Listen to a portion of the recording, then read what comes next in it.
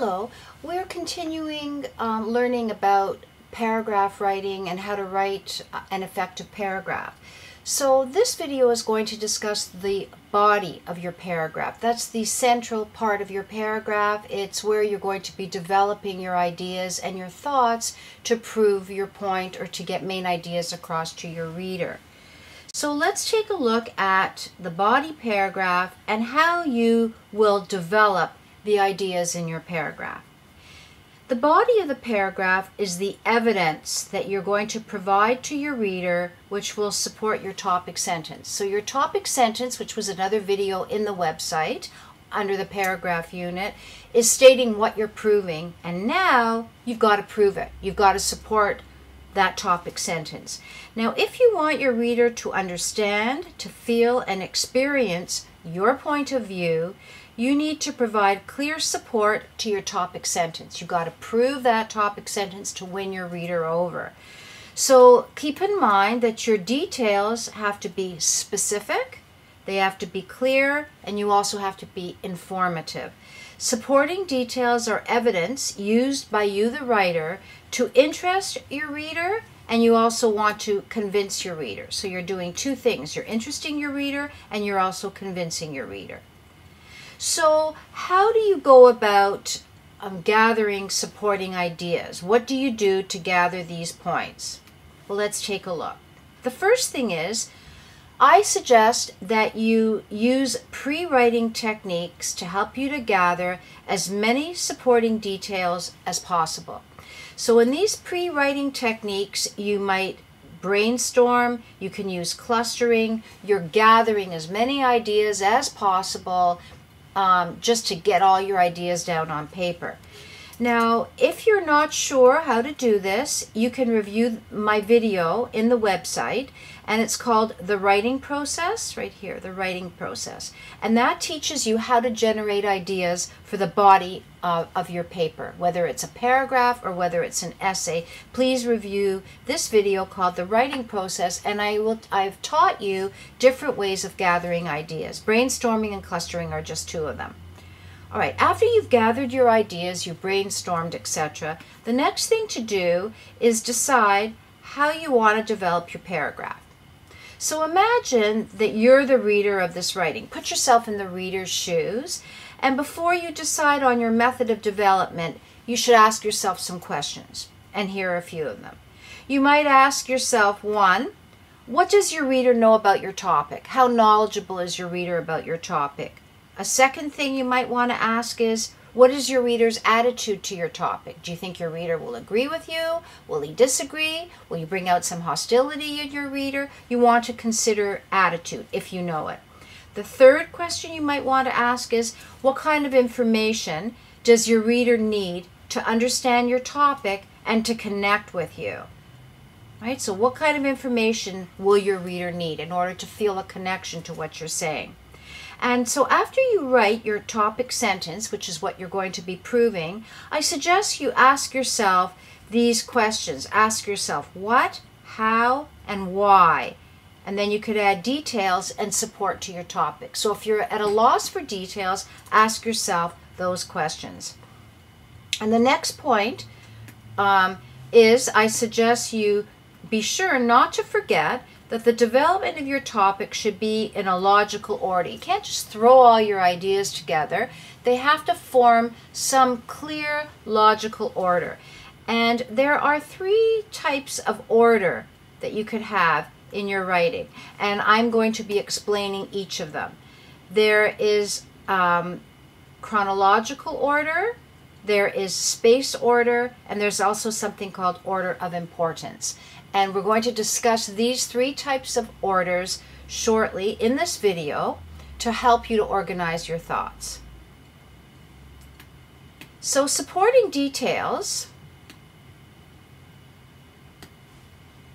might include any of these. So these are pointers to help you to gather ideas.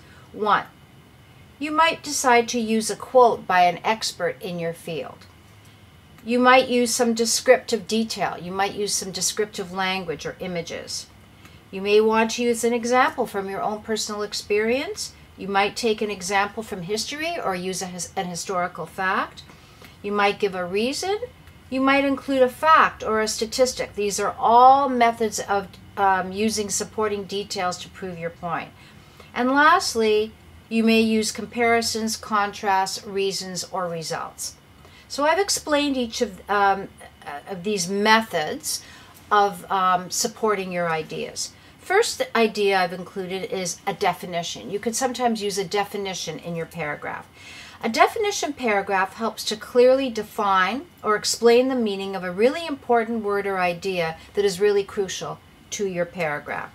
So a definition in a paragraph is effective if you want to define or you want to explain a term that is really not familiar to your reader. So I suggest that you try to not copy a dictionary definition. That's very weak and it's also very boring. So be original and attempt to write your own definition. You could look up the definition in a dictionary but reword it. So here's an example right here. You may write a definition paragraph on, for example, success, failure, courage, integrity. So if you were writing a paragraph on one of those topics, you would explain the term, you would make your definition clear, concise, and easy to understand, and then you would include at least one, but preferably a few examples or illustrations to explain that definition. So that's one method of expanding on your ideas, would be to include a definition and then give details. Another suggestion for expanding on ideas in your body of your paragraph is you can use a quotation. Sometimes you'll find an expert in your field and you may want to quote what this person is saying. This person can be maybe a famous writer, could be a scientist, a historian, a public figure, a politician. It could be a scientist. Okay, we already said scientist. It could be an author. You want to quote somebody, a famous person. You can develop your topic by quoting such a person, but be careful of this. Be certain your quotation is very short. If you start quoting too much in one paragraph, you're going to lose the reader. It's totally ineffective. It has to be just a part of a quote or maybe a short quote. You never want the bulk of your paragraph to be somebody else's words, because that makes your paragraph weak and it also makes it very unoriginal. You may want to put that person's words in your own words rather than quoting him and her word for word as well. And this is called paraphrasing, and it's an effective way to develop your topic. But remember, you should never overuse this method, and you should always keep the paraphrasing of another person's words short. And also be careful that if you are quoting somebody, you need to source or say where you got that quote from. Otherwise, that constitutes plagiarism. So you need to say where you got that quote from. Another idea is you can include examples in the body of your paragraph. And how do you do that? Well, the use of examples to develop your central idea is probably the most common methods of paragraph development. So you state your topic and then you give examples to prove it. So, for example, this could be an illustration paragraph. An illustration paragraph states the topic and then gives examples to prove your point. So be sure, if you're giving examples, that you only provide clear and relevant examples. It's only a paragraph. You only can say so much in one paragraph. So scrap the ideas that aren't really good and aren't clear and that you don't like. They don't clearly prove your point, and pick the clearest, most relevant ones. Well-chosen examples make your paragraph interesting, makes your paragraph memorable, and it will add a lot of power to your writing. Sometimes you may provide only one very important example, and then you could expand thoroughly on that example, being sure that you don't stray from your topic. So you might use a series of examples, or you might have one really strong one, but you must stick to that one example and explain it clearly. Okay. Another idea is you can develop your thoughts through something called process writing. And in process writing, you describe the steps or stages, and it's an effective way to include necessary details to prove your point. And there are two types of process paragraphs. One is called the how-to paragraph, and the other is called the explanation paragraph. So this is how you can expand ideas. In a how-to paragraph, you're going to give the reader directions on how he or she can do something. So let's say I'm teaching you how to make a certain dish, cook a certain dish. I'd be giving instructions. So first you would do this, then the next step is that, and so forth. By the end of the paragraph, the reader will know how to do something, such as, I might be teaching you how to change a flat tire. Now the explanation paragraph tells how something works, or how it happens, or how it came to be. And an example of this would be, you might be writing a paragraph on how a caterpillar becomes a butterfly. So it would be a how-to with the different stages. So this is another way of developing ideas through process writing, where you're giving the stages or the steps of how to, or you're explaining. Another idea is to use comparison or contrast. So within your paragraph, to gather ideas, you might be giving differences or similarities between two things. You may want to examine the ways in which things are either similar, which would be a comparison, or different, which would be a contrast. For example, you may want to compare two types of music. You might want to contrast two of your coworkers. Learning how to compare and contrast is very important in our everyday life. We're always comparing and contrasting things every day. You might be contrasting two restaurants, two stores, two movies. And in our work environment and in a college or university setting, we're constantly using comparison and contrast. So it is another method of expanding on your ideas within a paragraph. Another point is, another thing that you could do to expand on ideas is to use statistics, facts, numerical facts, and detailed information. You can also use this method to expand on your topic sentence. When you use statistics or numerical facts, you can add credibility to your writing because it's proven. It's something that's proven when you go and quote statistics. This can sometimes be essential to making your argument more convincing, and it may involve research, and it also frequently involves using research skills. And you can also use cause and effect to expand on your ideas in the body of your paragraph. A common way of building the paragraph is beginning with an assertion, like you could state something, assert it, and then you can defend it by giving the reasons or the causes, or you could also give the effects. And for example, you could write about obesity and how it's a growing problem, and you could either, if you were looking at that topic, you could either look at the causes in the body of your paragraph, or you could look at what the effects of obesity are.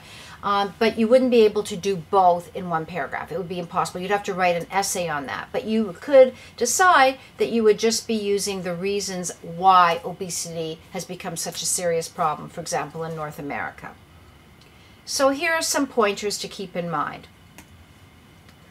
Your supporting details should convince your reader or educate your reader about your topic. It should help your reader understand your topic in more depth so that he or she feels that he understands what you're saying and you're imparting a lot of knowledge in your paragraph. You also want to encourage your reader to respect your attitude, whether he or she agrees or disagrees with your attitude and your controlling idea. You want to make sure that your reader respects you.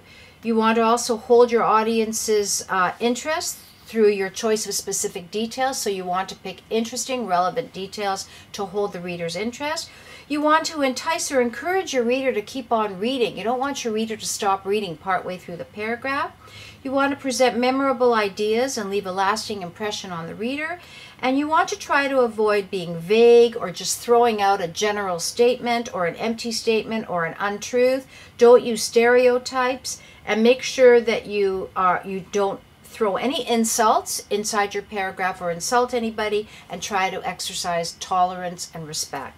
And also, don't restate the main idea. You don't want to restate that same main idea word for word. So remember that your reader doesn't have to agree with your point of view. You're simply providing details. Yes, it'd be nice if you could win your reader over to your point of view, but you're simply providing details. So here's a sample paragraph that I want to read with you. And it's on the reasons you should eat a vegetarian diet. Now, I provided you with 2 paragraphs, and we're going to compare them and see which one has better supporting details. So look at this first one. There are many benefits to a vegetarian diet. I became a vegetarian 3 years ago. I really think that I made the right decision. It helped me to keep my weight down. Now I feel a lot skinnier and I'm able to fit into more of my clothes. Also, I have a great choice of fruits and vegetables at my corner fruit market, so my prepared dinners are healthy and full of nutrients. As well, I love animals. I have a dog and 2 cats, so I hate to see animals hurt. So why don't you become a vegetarian? It will be a great benefit to you. So take a minute and look at that paragraph and see what you think. Do you think that the main details, the supporting details, proving why it's beneficial to be a vegetarian, do you think that they are sufficient? Have they followed the instructions that we pointed out up here? Are they memorable ideas? Does it keep you wanting to read? Is there a lot of depth to your topic? Have you included a lot of vagueness, empty statements, etc.? Okay. I personally, if I were reading this or marking this paragraph, I would say it was a very weak paragraph because it's very personal. The fact that you became a vegetarian 3 years ago is irrelevant to the benefits of a vegetarian diet. So you wouldn't even need that. I really think that I made the right decision. What does that have to do with it being beneficial? It helped me to gain weight, to help me to keep my weight down. Yes, that was a benefit. That's one thing that's beneficial. Now I feel a lot skinnier and I'm able to fit into more of my clothes. It's all sort of saying the same thing. It's helped your weight. So there's a lot of irrelevant detail in here. Also, I have a great choice of fruits and vegetables at my corner fruit market, so my prepared dinners are healthy and full of nutrients. Now you're going off basically topic and saying you're talking about your fruit market, which has nothing to do with the benefits of a vegetarian diet, that you get your fruits and vegetables from the corner fruit market. So this is also quite irrelevant. As well, I love animals. Too personal. It doesn't matter if you love animals or not. And the fact that you have a dog and 2 cats and you don't like seeing animals hurt has nothing to do with it being beneficial to have a vegetarian diet. So really, there's no meat, no meat, whether you're vegetarian or not. There's nothing solid in your paragraph. But let's look at this second paragraph. There are many health benefits to a vegetarian diet. So this is what you're proving. Now let's see. This is a very well written paragraph. Firstly, vegetarians tend to eat many grain products, fruits, and vegetables.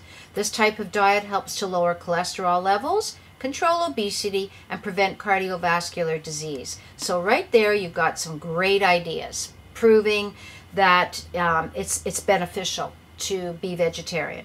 A steady intake of whole grains, nuts, vegetables, fruit, and beans may also offer plenty of protective plant chemicals, antioxidants, and fiber. This predominantly plant-based diet, and here's another good point, may lower your risk of cancer. Here's another good idea. Finally, and here's your final point, by avoiding the consumption of animals, you are being kind to our planet by helping to preserve our natural resources and cutting down on pollution generated by animal agriculture. So there's another third point that you've proven. So why don't you become a vegetarian? Your planet, your body, and all the beautiful animals in the world will thank you for this decision. So there's a very nicely written paragraph on the benefits of becoming a vegetarian. So I just would like to just review quickly the importance of including effective supporting details. Make sure every detail is carefully chosen, that it clearly proves what you're trying to state in your topic and in your controlling idea, and that you select each detail and look it over before you say, yes, this fits in well here. Make sure that you come up with 2 or 3 key examples or supporting details that are relevant, clear, and that you are stating and proving your point so that you win your reader over. Thank you so much, and reread those paragraphs if you like, and I think you will clearly see why paragraph 2 is a much more effective paragraph than paragraph 1. Thank you so much. Talk to you again soon. Bye-bye.